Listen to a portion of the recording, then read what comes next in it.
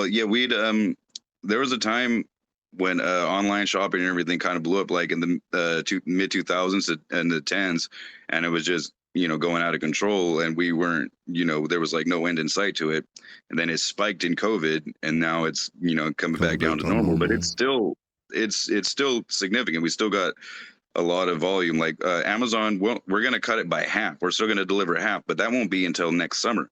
So we're still getting all the Amazon right now. They're going to slowly like taper it off until next summer, but even then we're still going to do half of what we're doing to for it to be more profitable. No, I mean, there's two things I'm hearing. I'm hearing that she cut it, right?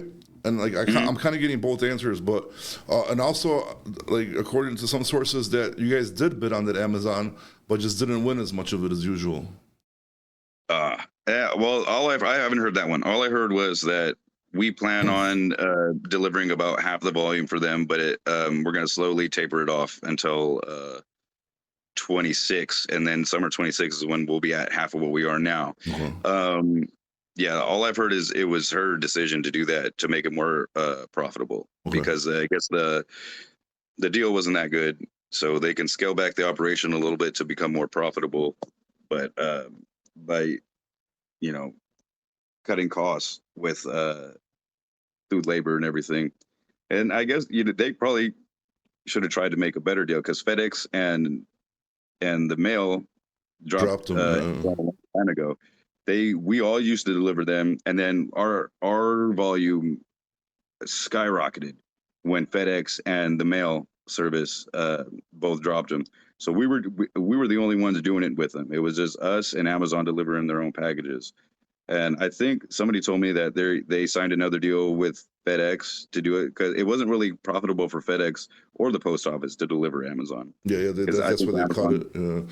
Yeah, because yeah, it's crazy they because cut it. by our house here we got the hub, the Hotchkiss hub, not too far from where I'm at right now in Illinois, and like literally they're like the BNSF and the UPS are right next to each other, right? Then Amazon's Mhm. out of there too, so they're just like loading up. I think at first was the UPS containers, and then later they started doing like their own containers, right? Yeah. So it's wild. And then second question would be, because you're talking about like the part timers inside the thing, aren't you guys a little bit worried about the automation? Like, you know what I mean? That is gonna like sooner than later is looking like cut a bunch of their jobs out, no? Because like they already got like they're working on the self loading, trucks and all that kind of stuff. Yeah, well, I never heard about self-loading trucks. I know that in Lathrop they only have loaders and unloaders, but the entire sort is.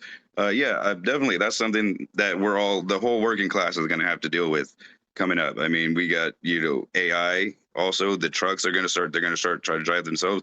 Business is going to try everything they can. They're going to like the business leaders. They want profits. They want more money.